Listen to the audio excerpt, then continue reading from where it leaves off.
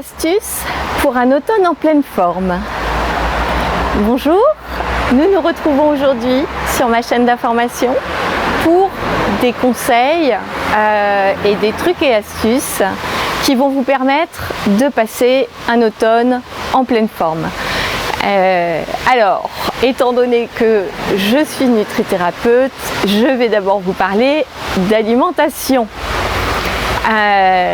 Il y a encore, avec cet automne qui a été, ce début d'automne qui a été très chaud cette année, il y a encore beaucoup d'aliments qui sont faciles à utiliser en crudité, mais il faut que vous sachiez que cette saison invite à manger des aliments qui sont plutôt cuits, avec des cuissons douces, un wok rapide ou une cuisson à la vapeur, et des purées, des soupes, à commencer à installer un petit peu l'alimentation d'hiver, à passer à des aliments qui sont de saison, comme les courges, butternut, potimarron, potiron.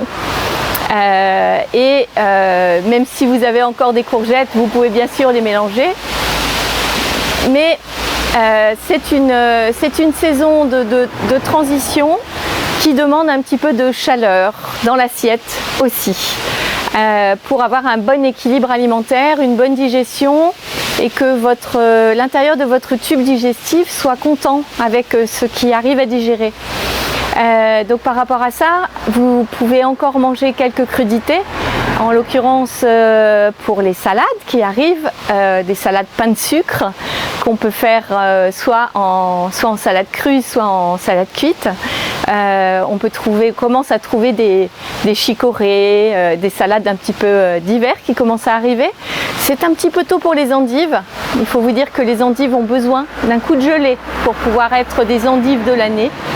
Et que donc si vous trouvez des endives, même des endives du Nord en ce moment, ce seront des endives qui ont été poussées sur les trognons de chicorée qui datent de l'année dernière, donc ce ne sont pas les meilleurs.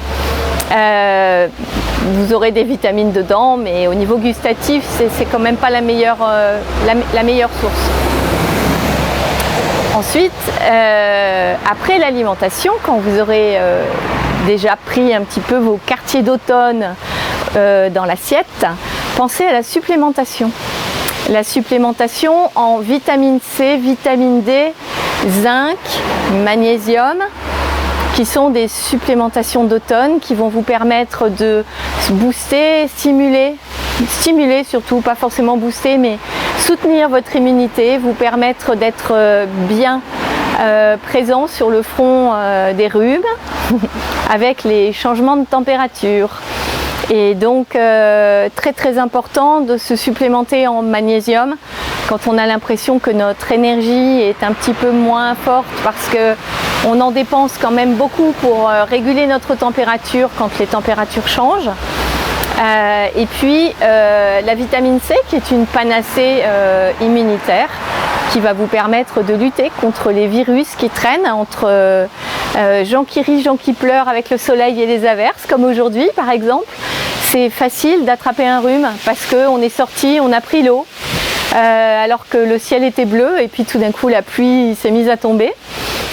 Donc faites attention par rapport à ça. D'ailleurs, un petit truc et astuce supplémentaire qui ne fait pas partie des 6. Si vous prenez l'eau, si vous prenez une averse en allant vous promener, c'est valable aussi pour l'été, parce que même en été on peut s'enrhumer sur une pluie. Mais c'est encore plus valable pour l'automne et le printemps. Pensez, quand vous rentrez à la maison, vous retirez vos vêtements mouillés et vous prenez une douche chaude. Une douche chaude, ça va vous permettre de stimuler le bataillon immunitaire nécessaire, et ça va vous remettre dans l'axe par rapport au fait que vous avez pris la pluie. Sans douche chaude, souvent derrière, on s'aperçoit qu'un rhume peut s'installer après avoir pris la pluie dehors. Voilà.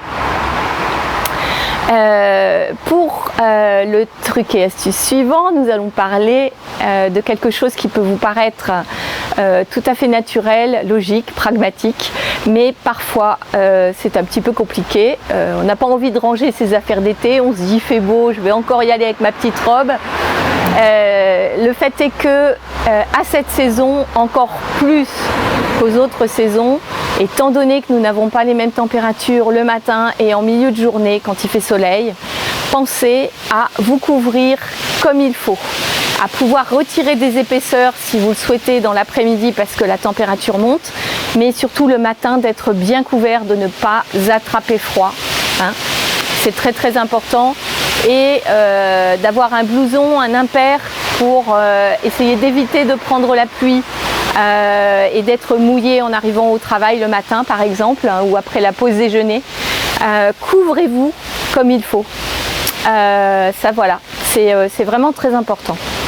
Ensuite, un facteur aussi qui va vous aider à garder la pêche, la patate pendant l'automne, c'est la luminothérapie.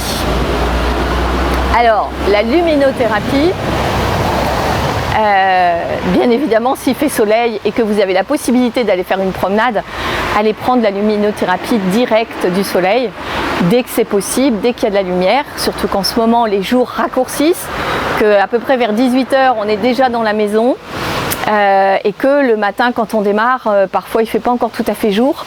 Donc nos jours raccourcissent, nous avons besoin de cette présence de la lumière pour notre activité. En fait, vous pouvez très bien faire, si vous avez un automne particulièrement pluvieux et sombre, vous pouvez avoir des lampes de luminothérapie pour travailler un petit peu cet apport de lumière dans la journée. Et surtout quelque chose qui marche très très bien en plus pour recaler son sommeil avec le changement d'heure, puisqu'on vient de passer à l'heure d'automne et d'hiver, et que certaines personnes sont décalées au niveau sommeil, que ça peut être inconfortable pour beaucoup. Pensez au réveil d'aube. Le réveil d'aube vous réveille avec en fait une petite lumière progressive, et c'est d'autant mieux d'avoir ce genre de petit appareil l'hiver, où en général quand le réveil sonne il fait noir, et de se réveiller avec une lumière qui vient progressivement dans la pièce, une petite musique de nature avec, fait que notre rythme de sommeil et d'éveil va être meilleur et mieux régulé. Voilà, donc la physiologie derrière va suivre. Nous en sommes au 4e truc et astuce, je crois. Je vais regarder mon petit papier parce que je ne sais plus où j'en suis. J'ai fait s'habiller chaudement, j'ai fait la supplémentation, j'ai fait la luminothérapie, l'alimentation. Maintenant, je vais vous parler d'une huile essentielle qui peut vous apporter un bien-être à cette saison. Un bien-être en l'amassant avec, vous mettez une bonne proportion d'huile végétale et puis quelques gouttes d'épinette noire dedans. Donc un petit flacon de 30 centilitres par exemple d'huile végétale dans laquelle vous allez mettre 6 gouttes d'épinette noire. Le but n'est pas d'en mettre beaucoup, le but surtout c'est que vous ayez cet apport en massage, et si vous sentez qu'un jour vous avez beaucoup d'énergie à fournir et que vous manquez un petit peu d'entrain, vous pouvez masser au niveau c'est ce qu'on appelle les reins, hein. Au niveau de vos cortico-surrénales en fait, vos glandes surrénales qui sont cachées là, de manière à booster un petit peu votre cortisol et avoir plus d'entrain et plus d'énergie. Maintenant, n'en usez pas et n'en abusez pas tous les jours.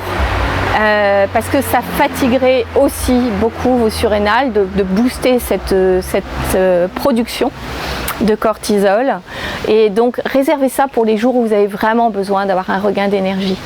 Voilà, c'est vraiment le truc et astuce de l'automne, parce qu'en général c'est plutôt la saison où justement on a envie de se calmer, et là je vais arriver au dernier truc et astuce, celui du repos et du sommeil. Le fait de ralentir à l'automne, c'est important. Ce qui se passe en fait, c'est que nos rythmes de vie ne sont pas du tout adaptés à nos rythmes physiologiques. En l'occurrence, on nous fait prendre nos vacances l'été parce que c'est tellement plus sympa de partir en vacances quand il fait soleil. Sauf que si vous vous projetez quelques générations avant, Pendant l'été, c'était les périodes d'activité, on ne partait pas au soleil parce que c'était les périodes de production dans les champs. C'était les périodes où justement on avait de la luminosité plus longue et on pouvait travailler plus. On avait plus d'énergie parce qu'on avait aussi beaucoup plus d'aliments fournis par la nature sur cette période-là. Et donc, même si vous arrivez à une saison où vous allez profiter des châtaignes et puis de passer aux fruits secs, les petites figues sèches, les petites dattes, toutes ces choses-là qui vont vous donner de l'énergie, c'est quand même l'été qu'on a le plus de vitamines et de minéraux qui sont disponibles. Et c'est aussi l'été que normalement on travaille le plus. Or, on prend nos vacances pendant l'été, au moment où on n'est pas censé se reposer, et on relance l'activité en septembre pour la rentrée, alors que justement on arrive sur la période où il faudrait calmer le jeu, où il faudrait prendre un petit peu plus de repos, faire plus attention à être peut-être un peu moins actif et moins stressé. Et en l'occurrence, ce sont justement des périodes qui impactent beaucoup notre morale avec le stress, parce que physiologiquement, nous ne sommes pas adaptés à retrouver une activité à 200% sur normalement un automne. Voilà. Donc pensez à vous réserver du temps, à vous coucouner, à prévoir des soirées plus à la maison. Et puis malgré tout, gardez-vous du temps pour pouvoir respirer, sortir, profiter de la luminothérapie quand le soleil est là, parce que ça va devenir quand même un petit peu plus rare, et puis que certainement à la sortie du boulot, à 18 h, vous allez trouver la nuit, et que donc profitez du jour quand il est là pour avoir une bonne énergie. Voilà. Écoutez, vous pouvez bien sûr liker cette vidéo, n'hésitez pas à vous abonner à la chaîne ou à poser des questions, me donner vos commentaires, vos impressions par rapport à ce que je vous ai raconté aujourd'hui, et puis je vous souhaite un très bel automne, profitez bien, à bientôt, au revoir.